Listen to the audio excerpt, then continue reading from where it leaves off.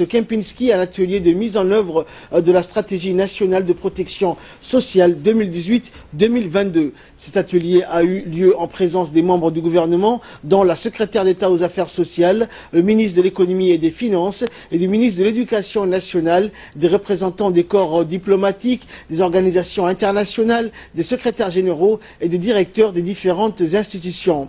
L'objectif de cette stratégie est de mettre en place un dispositif efficace de protection sociale destiné aux populations pauvres et vulnérables, élaboré et validé au cours d'un processus participatif qui a regroupé les différents partenaires. Cette stratégie cible particulièrement les plus vulnérables. C'est pourquoi le secrétariat d'État aux affaires sociales a réalisé au préalable un ciblage des populations vulnérables en vue de leur permettre de bénéficier de ces programmes. Prenons la parole, le ministre de l'Éducation nationale et de la formation professionnelle, Moustapha Mohamed Mahamoud, et celui de l'économie et des finances, Ilyas Moussa Dawale, ont indiqué tour à tour que l'objectif de la mise en place d'une stratégie concernant le domaine de la protection sociale se doit de pallier aux lacunes par le développement et d'assurer la cohérence et la complémentarité des interventions des parties prenantes. Je vous propose de les suivre.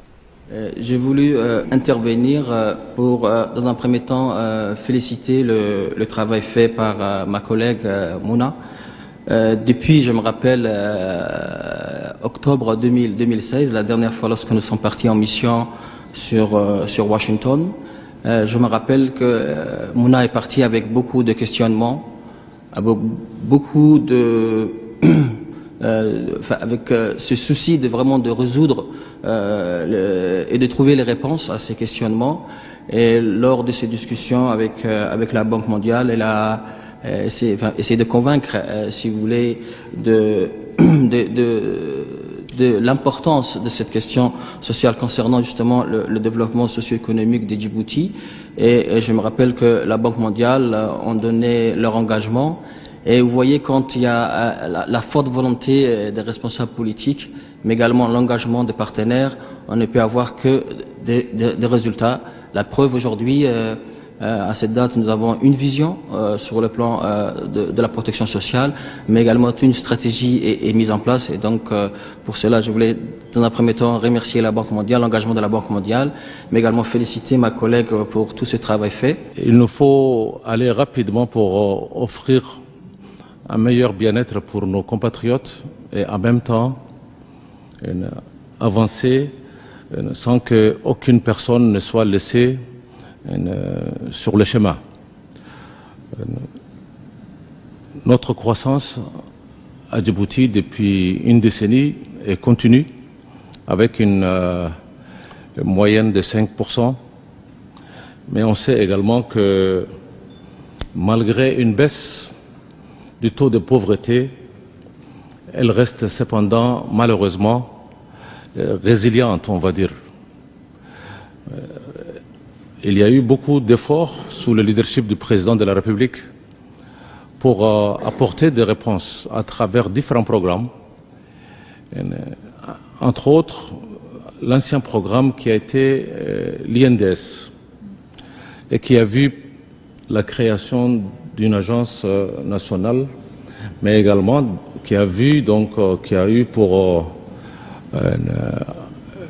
également aboutissement la création d'un ministère à part entière pour la solidarité nationale, pour les affaires sociales. Et beaucoup d'efforts ont été faits depuis ces dernières décennies, sur tous les plans, tant au niveau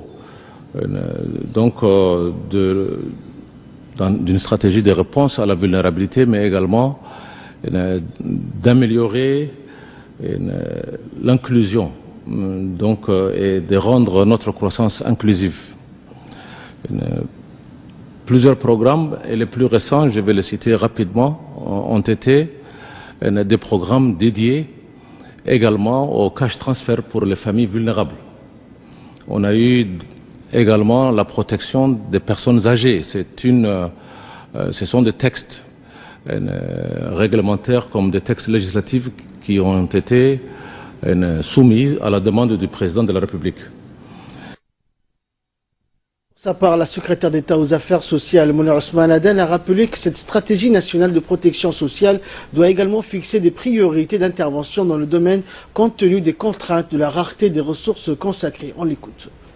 Depuis ces 15 dernières années, notre pays s'est doté successivement de stratégies de réduction de pauvreté, d'une initiative nationale de développement social, d'une stratégie de protection sociale axée sur les filets sociaux qui vient de prendre fin en 2017 et d'une vision 2035 avec un plan opérationnel qu'est la SCAP. Toutes ces initiatives trouvent leur fondement dans notre Constitution, ainsi que la Déclaration universelle des droits de l'homme et divers autres instruments internationaux auxquels notre pays a souscrit. Cependant, à ce jour, nous pouvons dire, malgré les efforts consentis par l'État et ses partenaires au développement, il existe encore une tranche de nos concitoyens qui reste encore vulnérables et qui n'arrivent pas à jouir effectivement de leurs droits. Nous pouvons justifier par le fait que la croissance économique positive enregistrée n'a pas permis d'infléchir la pauvreté, qu'à l'instar des autres pays en développement, une grande majorité de la population djiboutienne vit en dehors du secteur formel et aussi le caractère dynamique et imprévisible de la pauvreté.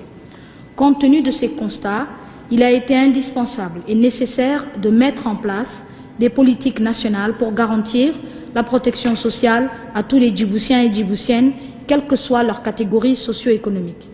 Ces populations doivent promouvoir une croissance économique pro-pauvre et soutenir les investissements sur les capitaux humains. Aussi, il est reconnu que la protection sociale est un outil important pour réduire la pauvreté et les inégalités tout en contribuant à la croissance économique et au développement. La présence d'un système de protection permet au gouvernement de réduire la pauvreté chronique et de promouvoir une croissance inclusive plus efficace et avec plus d'effet. Elle permet également de renforcer la capacité nationale de répondre aux crises. En effet, la réduction de la fragmentation et l'harmonisation peuvent améliorer à la fois la performance des programmes individuels et la résilience globale, l'équité et les fonctions d'opportunité